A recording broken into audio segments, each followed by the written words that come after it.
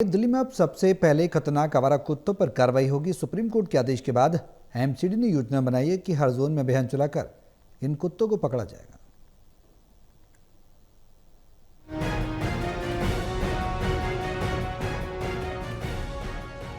Supreme court के आदेश के बाद दिल्ली में अब सबसे पहले खतरनाक आवारा कुत्तों पर कार्रवाई होगी, जिसको लेकर एमसीडी ने कमर कस ली है।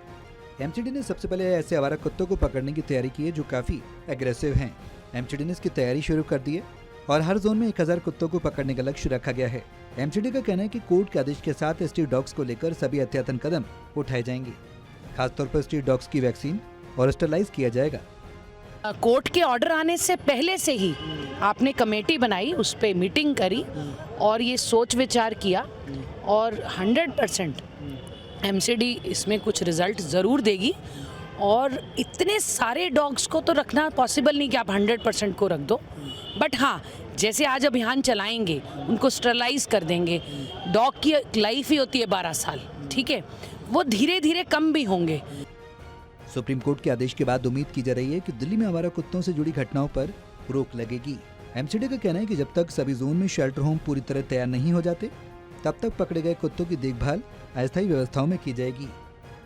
अभी तक क्या था कि उन पे कोई नियंत्रण था भी, पर किसी लिमिट में ही था। ऐसा नहीं था कि एमसीडी कुछ ही नहीं कर रही थी। एमसीडी उनको स्टरलाइज करने की कंप्लेंट आती तो करती थी, बट अब एक कमेटी बन के उसको काम करने की बात आई है तो 100% करेंगे, बट डेफिनेटली उसमें कुछ समय लगेगा और उसका रिजल्ट आने वाले समय में ही दिखेगा।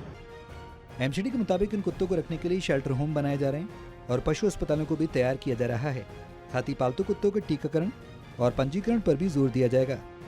देखिए, जो कोर्ट का आदेश है उसका हर तरीके से पालन होगा। हमारा देश संविधान और कोर्टों से चलता है, लेकिन साथ ही साथ जो लोगों की भावना जुड़ी हुई है, जो लोगों की डॉग्स और बाकी जानवरों से भावना जुड़ी होती है, उसका पूरा ध्यान रखा जाएगा और किसी भी प्रकार की जाति कुत्तों में नहीं की जाएगी।